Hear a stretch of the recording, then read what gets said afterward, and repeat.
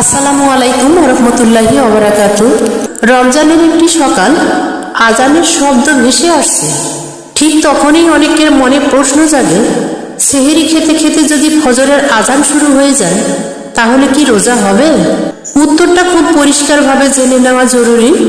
ফজরের আজান মানেই হচ্ছে রোজার সময় শুরু, তাহলে সেই রোজাটি সহি হবে না। তাই সেহরি শেষ করতে হবে ফজরের সময় শুরু হওয়ার আগে।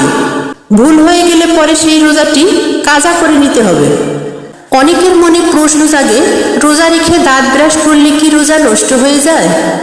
না, দাঁত ব্রাশ করলেই রোজা ভেঙে যায় না, কিন্তু এখানে আছে একটি গুরুত্বপূর্ণ সতর্কতা।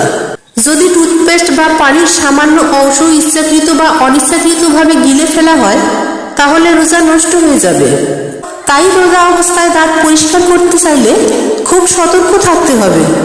মেসওয়াক ব্যবহার করা উত্তম।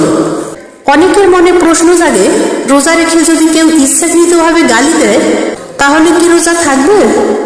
গালি দিলে রোজা ভাঙে না ঠিকই, কিন্তু রোজার আসল সৌন্দর্য, ধৈর্য ও আত্মসংযম তখন অনেকটাই নষ্ট হয়ে যায়। রোজার সওয়াব কমে যায় ভয়ঙ্করভাবে। কারণ রোজা শুধু পেটের নয়, জিহ্বার রোজা, চোখের রোজা, মন ও আচরণের রোজাও বটে।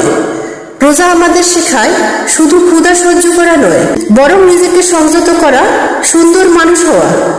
আল্লাহ যেন আমাদের রোজাগুলো কবুল করেন এবং রোজার প্রকৃত শিক্ষা অনুযায়ী জীবন গড়ার তৌফিক দেন।